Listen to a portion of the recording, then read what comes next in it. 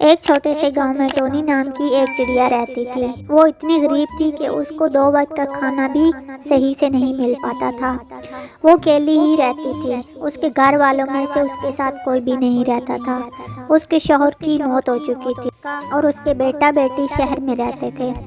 पता नहीं आज कुछ खाने को बचा भी है या नहीं। देखती हूँ। टोनी देखती है, थोड़ा सा आटा बचा हुआ है। टोनी उसी आटे से अपने लिए रोटी बनाती है। जब टोनी रोटी बनाकर खाने लगी थी तभी उसे एक कौवे की आवाज़ आती है। कौवे की आवाज़ सुनकर वो बाहर आती है। ये कौवा तो बहुत भूखा लग रहा है और बेचारा भूख से तड़प रहा है। टोनी ने जो अपने लिए रोटी बनाई थी उसमें से आधी रोटी वो उसे दे देती है और वो कौवा रोटी को खा लेता है, फिर वहाँ से चला जाता है। अगले दिन शाम में वापस उसी वक्त वो कौवा फिर आता है और चलाने लगता है वही कौवा फिर आया है। टोनी फिर अपनी रोटी में से आधी रोटी उसे दे देती है। कुछ दिनों तक यही चलता रहा।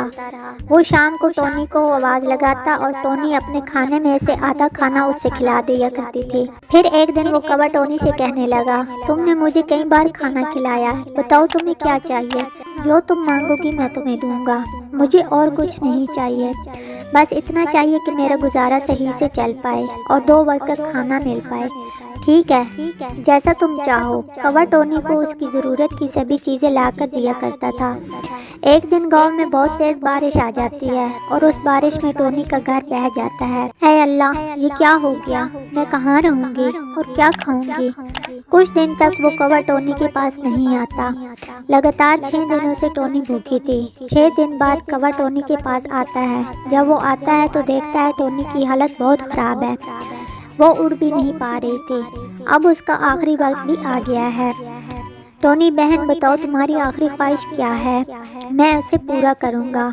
मैं चाहती हूँ तुम मेरे बच्चे जो शहर में रहते हैं उनको मेरे पास लेकर आओ। मैं उन्हें आखिरी बार देखना चाहती हूँ। अच्छा ठीक है। टोनी के बेटा बेटी जिस शहर में रहते थे कौवा वहाँ चला जाता है और उनको कहता है, तुम्हारी माँ की तबीयत बहुत ख़राब है। वो अपने आखिरी वक्त में तुम दोनों को देखना चाहती है। ये सुनकर टोनी की बेटी और बेटा कौवे के साथ आने को मान जाते हैं। जब वो सब वहाँ पहुँचते हैं तब तक टोनी की मौत हो चुकी थी। ये देखकर सभी बहुत दुखी होते हैं। ये नहीं हो सकता, मैं टोनी बहन की आखिरी ख्वाहिश भी नहीं पूरी कर पाया। ये कहकर कौवा जोर जोर से रोने लगता है। ये तुम दोनों को आखिरी बार देखना चाहती थी। हम लोगों ने भी अपनी माँ से मिलने की कोशिश भी नहीं की, फिर भी वो हमसे आखिरी बार मिलना चाहती। हम कितने बदनसीब हैं जो हम अपनी माँ की ज़िंदगी में उससे मिल ही नहीं पाए। तो ये थी आज की कहानी। अगर अच्छी लगे तो लाइक कर दें और चैनल को सब्सक्राइब। एक जंगल में टोनी चिड़िया अकेली ही रहती थी। एक दिन बाजार में फिरते हुए उसको अपनी बचपन की सहेली मिल जाती है। अरे बबली, तुम? हाँ मैं यहाँ एक बड़े से घर में रहती हूँ। और तू बता, तू कहाँ रहती है? मैं तो यहाँ एक छोटी सी दुकान में काम करती हूँ और किराए के घर में रहती हूँ। इतने दिनों बाद मिली है और आज भी तू गरीब ही है और मुझे देख एक बहुत बड़े अमीर कबूतर से शादी हुई है। ये तो बहुत अच्छी बात है। मैं तेरे लिए बहुत खुश हूँ। तुम गरीब पंछी खुश होने के सिवा और कर क्या सकते हो? खुद का तो कोई वजूद है नहीं। चल मैं अब चलती हूँ, मुझे काम पर जाना है, देर हो रही है।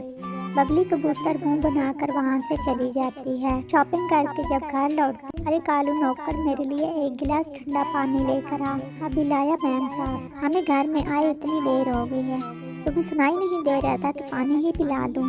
पानी पी लो मालकिन, और मुझे कुछ पैसे एडवांस में चाहिए थे।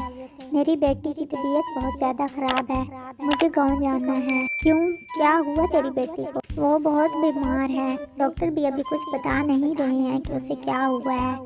तू कान खोल कर सुन ले, मेरे घर में बीमारी की बातें मत किया कर।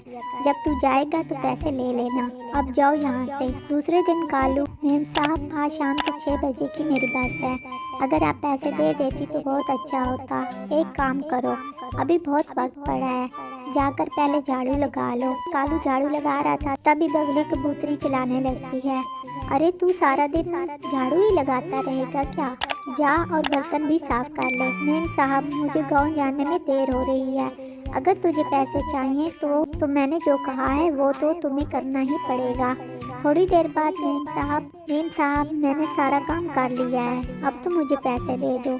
कौन से पैसे? तूने मुझे पागल समझ रखा है क्या? अगर तू गाँव चला गया तो घर का काम कौन करेगा? मैं इतनी बेवकूफ़ नहीं हूँ जो तुम्हें पैसे दे दूँ। जाकर रात का खाना बना लो। कालू रोता हुआ खाना बनाने के लिए किचन में चला जाता है। तभी बंटी कबूतर ऑफिस से आता है। अरे कालू, तू रो क्यों रहा है? मालकिन ने मुझे पैसे नहीं दिए गाँव जाने के लिए।